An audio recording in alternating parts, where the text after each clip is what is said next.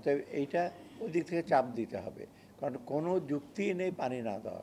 অবশ্য ভারত বলে বায়োল্যাটারাল, দ্বিপাক্ষিক।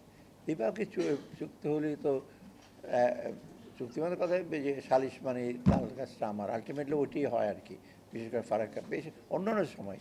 কিন্তু এখন বহু জাতি যদি করি, এমন বেসিন ইস্যু নিয়ে কথা হচ্ছে, তাহলে এখানে নেপাল ইনভলভ, ভুটান ইনভলভ, তো সবাইকে নিয়ে যদি আমরা করি তবে জোর হয় একটু।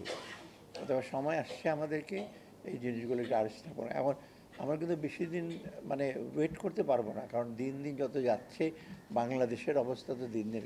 হার্ডেন ব্রিজ, আমি গত বছর গিয়েছিলাম, ঈশ্বরদী গিয়েছিলাম, ওখানে হার্ডেন ব্রিজ দেখতে গেলাম, হেঁটে পার হয়, হার্ডেন ব্রিজ হেঁটে পার হওয়া যায়, মানে নদী, এটা মানে অদ্ভুত ব্যাপার। এটা কেউ কল্পনা করতে পারবে না, যেগুলো স্বাভাবিক সাধারণ মানুষও। আর যারা পরিবেশবিদ আছে তারা তো ওখানে গিয়ে অজ্ঞান হয়ে যাবে যে এই অবস্থা নদী। অতএব একটা দুঃখের ইসে ঘটছে সব, হার্ডিন ব্রিজ বলুন। আমি চিলমারিতে গেছি দুবার, আমি তো বাংলাদেশে বহু জায়গায় গেছি, চিলমারিতে দুবার গেছি। কুড়িগ্রামের অবস্থা তো খারাপই। চিলমারিতে লোকে এই যে একটা তো ভ্রমত ভাঙে ওই জায়গাটা, ওটা কনফ্লুয়েন্স, ওটা কতগুলি নদীর সংমিশ্রণ, তো ভৌগোলিকভাবে খুব আনস্টেবল জায়গা আর কি চিলমারিটা। ব্রহ্মপুত্র আর সে তিস্তা এগুলি যোগ হয়েছে। অতএব সেটা ছাড়াও যে ওখানে যে আবহাওয়া, যে পরিবেশ, যে বিপর্যয়, এটা অকল্পনীয়। বেশিরভাগ লোক বাঁধের উপরে থাকে। আর আপনারা যারা, আমি গেছেন কিনা ওদিকে, বাঁধের উপর মানে কি সারাদিন বালু উঠছে, ধুলো উঠছে, কীভাবে মানুষ ওখানে থাকে আপনি চিন্তা করতে পারেন। আমরা 1 ঘন্টা 2 ঘন্টা থাকার পরই খুব অসুস্থ, সেই একেবারে দুপুরে তপ্ত রোদে সেই জায়গায় যেখানে থাকে সেখানে মানুষ, কেন এখন তো উপায় নেই, গরিব মানুষ সেখানে থাকে।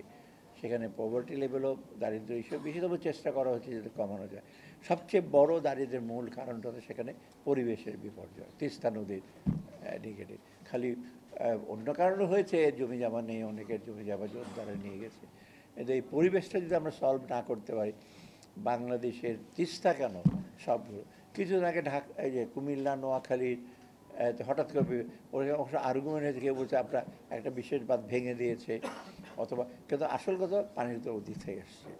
এখন খুব যখন ওদের ওখানে পানি হয়, স্লুইস গেটগুলো আমাদের দিকে চলে আসে, আবার যখন পানির স্বল্পতা স্লুইসগুলো বন্ধ রাখে।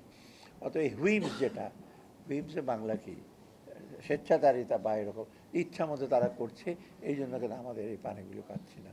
এবং এটা না পেলে আমাদের চাষাবাদের প্রবলেম হলে দিন দিন অনেক জায়গা তো আপনার সে যেটা বললেন মরুভূমির মতো হয়ে যায়, শুকনো হয়ে যায়। এমন আমরা তো গ্রাউন্ড ওয়াটার লেভেল নিয়ে কত আর সেচ করবো, আর গ্রাউন্ড ওয়াটার লেভেলে আস্তে নিচে চলে যাচ্ছে।